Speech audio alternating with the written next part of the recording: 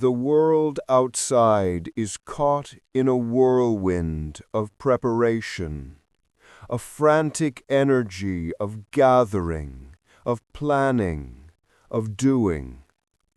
It is called Thanksgiving, a day set aside to pause, to offer thanks for the harvest, for abundance, for family. But what is this act of giving thanks? Is it a transaction, an exchange of good fortune for a moment of grateful acknowledgement? Is it a performance, a list recited of all the things we believe we have been given? Look deeper. The mind in its endless striving creates a ledger.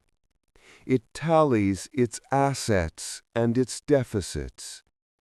On this day, it is encouraged to count the assets: the warm roof, the food on the table, the faces of loved ones. And in this counting there is a subtle trap. For to count is to measure, and to measure is to separate the I who has from the things that are had. It reinforces the very illusion of separation from which most of our suffering springs. True thanksgiving is not an act of the mind, but a state of being. It is not a list, but a presence. Consider the breath. Are you thankful for it, or is it simply happening? The breath does not ask for your gratitude. It simply is, and in its being it is your life. The sun that warms the earth, which grew the food on your plate, does not require your thanks. It simply shines. The silent, steadfast presence of the mountains, the rhythmic crash of waves upon the shore, these are not performances for your approval. They are expressions of the one continuous dance of existence. To give thanks in the deepest sense is to step out of the ledger-keeping mind and into this dance. It is to shift from thinking about the moment to being in the moment. When you truly see the food before you, not as an object to be consumed, but as a communion of earth, water, sun, and human effort, you are giving thanks.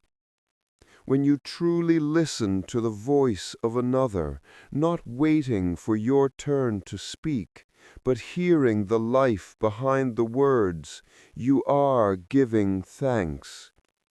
When you feel the simple solid reality of the chair holding you, you are giving thanks. This gratitude is not a feeling you conjure. It is the natural flowering of awareness. It is the recognition that you are not a separate entity collecting blessings, but an inseparable part of the blessing itself. You are the universe experiencing itself. The giver, the gift, and the receiver are one. So on this day, as the noise of the world clamors for your attention, allow yourself a different kind of celebration. Put down the list, let go of the performance, and simply be present. Feel the warmth in your chest. Notice the light in the room. Hear the symphony of sounds both near and far. In that simple, profound act of attention, you will find a thanksgiving that is not confined to a single day. It is a gratitude that is as boundless and as silent as the sky. It is the quiet recognition that all is, always a gift.